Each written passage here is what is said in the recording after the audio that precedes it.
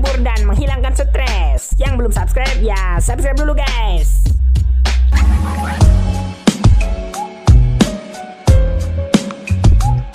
Halo kawan-kawan Borangans, welcome back with me Sam. Siap menghibur kalian hari ini. How are you today kalian? Semoga sehat-sehat dan bahagia selalu. Tanpa berlama-lama langsung saja dundun. Inilah Hello Season 1 episode 2.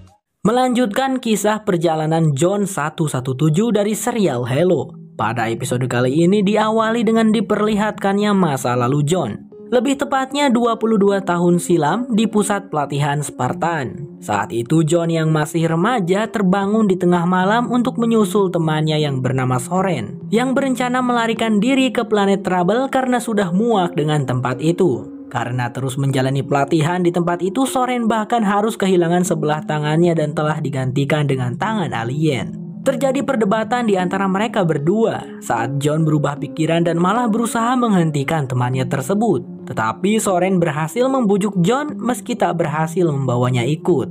John kemudian memberikan waktu selama 5 menit sebelum ia akan membangunkan seluruh penduduk camp. Please cost me my arm. Come with me. It appears that the firearm available to me at this moment is jammed.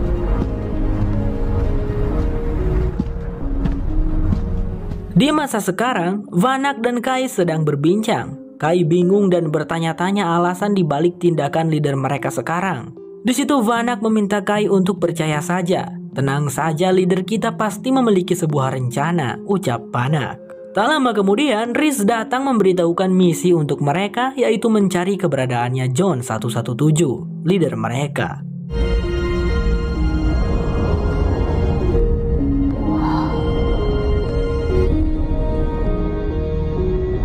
Sekarang, teknologi umat manusia sudah sangat canggih. Jika menggunakan teknologi biasa, kalau mau melakukan perjalanan dari planet satu ke planet lainnya mungkin akan memakan waktu bertahun-tahun. Namun sekarang manusia punya teknologi yang dinamakan sleep space. Sleep space ini anggap saja seperti jalan tol. Jika kapal memasuki sleep space, maka akan memungkinkan perjalanan yang butuh waktu bertahun-tahun pun hanya perlu waktu beberapa saat saja. Itulah rahasia umat manusia sekarang sehingga bisa tinggal di beberapa planet yang berbeda-beda. Dan lihatlah, kapalnya John baru saja keluar dari sleep space. Dan entah kemana tujuan John sehingga kini John harus berusaha menghindari rintangan asteroid-asteroid yang berada di depannya. Kuan Ha yang ngeri dan ketakutan sampai berteriak-teriak. Sedangkan John 117 yang tidak memiliki emosi, kalem-kalem saja dan dengan fokus terus mengendalikan kapal. Everything dies.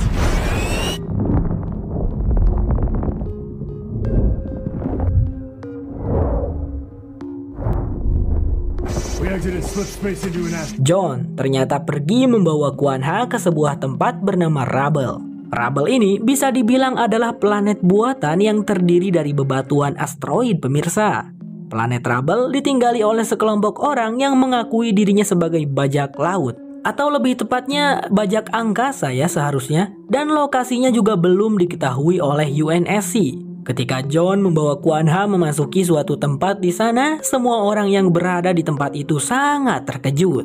Loh kok bisa Spartan dari UNSC menemukan tempat kita? Pikir mereka, yang langsung bersiap dengan senjata masing-masing. Hingga akhirnya seseorang yang dikenal John muncul menenangkan semua orang. Ya, siapa lagi kalau bukan Soren, yang sampai saat ini masih suka memakai zirah Spartannya. Soren tampak senang menyambut kedatangan John setelah tak bertemu sekian lamanya. John mengaku sedang mencari tempat tinggal untuk Kuan Ha karena gadis itu sedang diincar oleh UNSC. Tetapi siapa sangka bukan hanya UNSC yang mengincar Kuan Ha. Pincer, pemimpin baru di planet Madrigal, juga sedang mengincar Kuan Ha dan menawarkan hadiah uang bagi yang bisa membawakan kepala Kuan Ha padanya. Kuan Ha tahu betul siapa itu Pincer. Pincer adalah pengkhianat pemberontak yang pada akhirnya memihak UNSC. Padahal Jin Ha, ayahnya Kuan Ha, sangat mempercayai orang itu. Hello, Soren. You to drop by? Soren, this is Quan Ha. New top cat in Madrid. Venture. Soren kemudian mengajak mereka berdua untuk berkunjung ke rumahnya. Dan Soren membawa mereka dengan naik transportasi keren yang ada di planet Rubble. Got a whole rock to myself.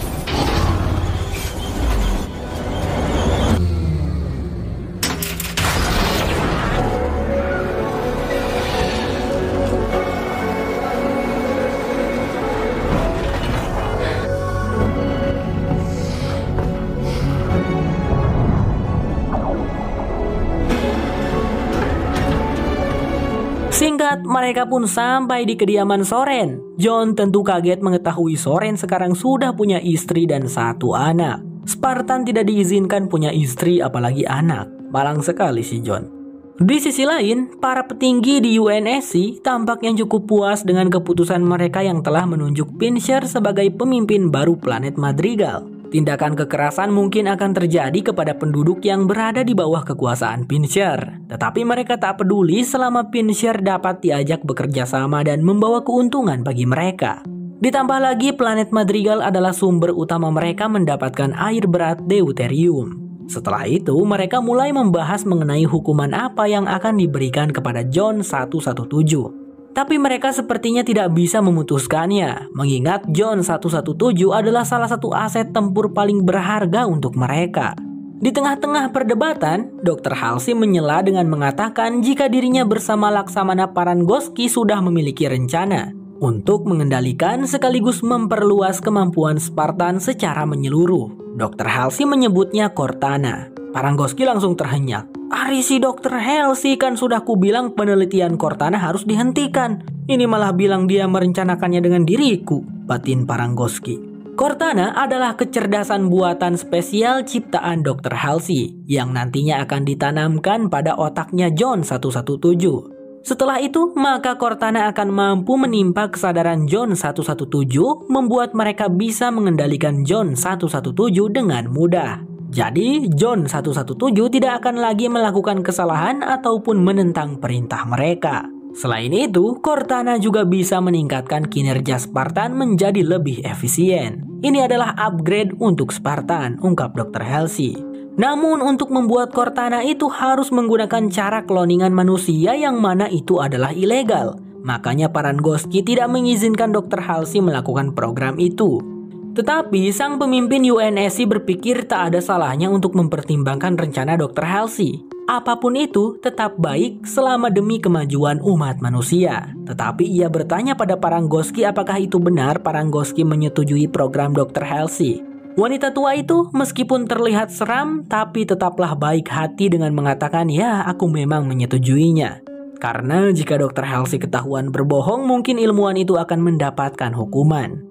Saat ini ketiga Spartan rekannya John sedang berada di kapal berusaha melacak dan mencari keberadaannya John. Berhasil, tetapi mereka heran kok kapalnya John keluar dari sleep space tepat di dalam sabuk asteroid. Yang belum tahu sabuk asteroid, editor tolong tunjukkan gambarnya. Oh, sekarang saya ngeh, ini ternyata planet Rubble itu berada di dalam sabuk asteroid guys. Dan itu menjawab pertanyaan kita bagaimana planet Rubble terdiri dari bebatuan-bebatuan asteroid ya. Dan pantas aja UNSC nggak bisa melacak markas si Soren, karena mereka pasti gak menduga lokasinya adalah di dalam sabuk asteroid. Pana, Kai, dan Riz pun setelah melihat itu berpikir 2 kali untuk pergi ke wilayah sabuk asteroid, karena wilayahnya yang sangat berbahaya, apalagi bagi kapal mereka yang besar itu. Dan mereka pun kurang yakin apakah benar John 117 berada di sabuk asteroid. Scene beralih ke planet Madrigal. Sesuai dugaan, Pincer di kota mulai menghukum mati para penduduk yang menurutnya terlibat kelompok pemberontak. Tanpa rasa belas kasih, Pincer menembak mereka satu persatu. Pria itu kemudian sadar sedang diawasi oleh seseorang dan menembaki drone yang berada di dekatnya. Ternyata Kuan Ha lah yang mengawasinya menggunakan drone tersebut. Dengan perasaan marah, Kuan Ha mengecam perbuatannya Pincer. Untungnya di sana ada istrinya Soren yang bernama Laera menenangkan Kuan Ha.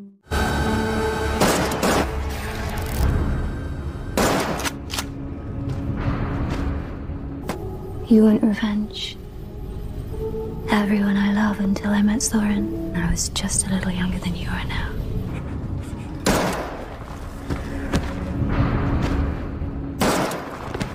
Sementara itu, John dan Soren sedang berbicara berdua. Ketika Soren menawari John untuk makan buah, John tidak merasakan apa-apa. Ternyata tidak hanya emosi, indera perasa juga tidak ada. Itu artinya Spartan juga tidak akan bisa merasakan rasa sakit.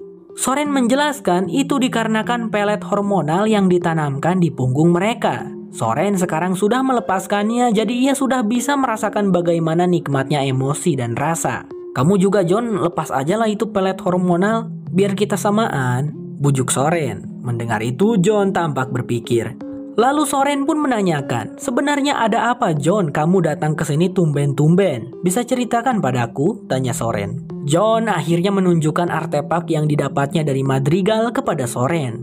Soren yang merasa penasaran lalu menanyakan apa fungsi benda tersebut. Tetapi John juga tidak tahu. Tiba-tiba saja Soren menyentuh artefak itu membuat John dan Kuan-ha terkejut. Untungnya tidak terjadi apa-apa yang berarti benda itu tak bereaksi selain kepada John.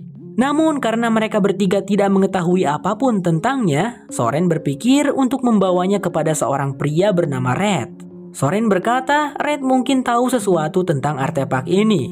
Karena menurut cerita Red, dia pernah diculik dan dibawa ke kapal Covenant. Singkat cerita, Soren kemudian membawa John untuk menemui Red yang berada di ruang tahanan. Tetapi ternyata Red sedikit gila. Meski begitu, John menunjukkan artefak itu kepada Red dan mengatakan jika Covenant yang menggali objek itu di planet Madrigal. Red yang melihat itu cukup terperangah karena benda itulah yang dicari-cari selama ini oleh kaum Covenant. Alasan ia pernah diculik dan dibawa oleh Covenant dulu adalah karena kaum Covenant mencoba membuktikan apakah Red bisa mengaktifkan batu kunci.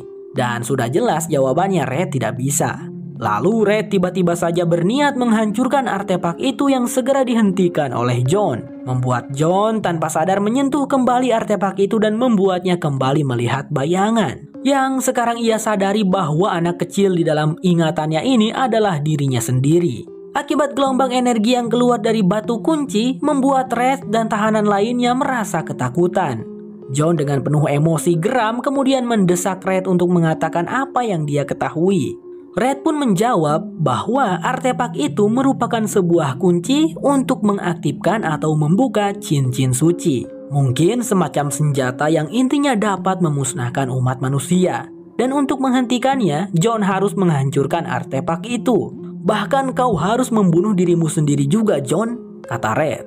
Kalian sadar gak? Barusan John kelihatan emosi setelah menyentuh batu kunci. Padahal kan seharusnya dia nggak bisa merasakan rasa marah. Setelah mendengar penjelasan Red, John sadar sekarang jika dirinya membutuhkan bantuan UNSC dalam hal ini. Dia tidak punya pilihan lain karena ini menyangkut keselamatan umat manusia. Soren sempat berusaha menahannya, namun John malah meminta Soren berjanji untuk menjaga Kuan-ha. John 117 kemudian segera melesat pergi dengan kapalnya. Lalu dengan sengaja ia menyalakan suar yang membuat keberadaannya kini bisa diketahui oleh Banach, Kai, dan Riz. Mereka bertiga tentu saja segera melapor, dan Kapten Jacob pun memerintahkan tim Spartan untuk menangkap John 117 serta membawanya kembali ke markas Splitcom. Di markas Covenant, saat ini prajurit Covenant yang berhasil melarikan diri dari planet Madrigal sedang melaporkan kejadian tentang John 117 kepada 3 Sanshyuum di sana dan juga Maki. Para Sanshyuum tidak mempermasalahkan John 117 yang bisa mengaktifkan batu kunci. Yang menjadi masalah adalah akhirnya setelah sekian lama mereka bisa menemukan batu kunci, malah langsung keambil oleh umat manusia. Maki lalu mengajukan dirinya sendiri untuk merebut kembali batu kunci yang saat ini ada pada manusia. Karena menurutnya hanya dia yang bisa dengan mudah untuk berbaur bersama manusia. Para Sanshyuum sepertinya setuju dengan ide dari Maki.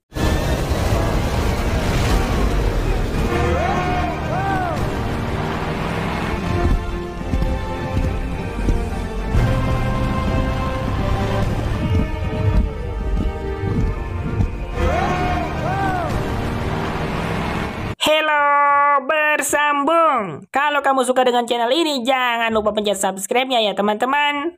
Bagaimana pendapat kalian kawan-kawan Borangans tentang episode kali ini? Kasih penilaian dari 1 sampai 10 ya di kolom komen. Dan sampai jumpa lagi di episode berikutnya. Bye-bye.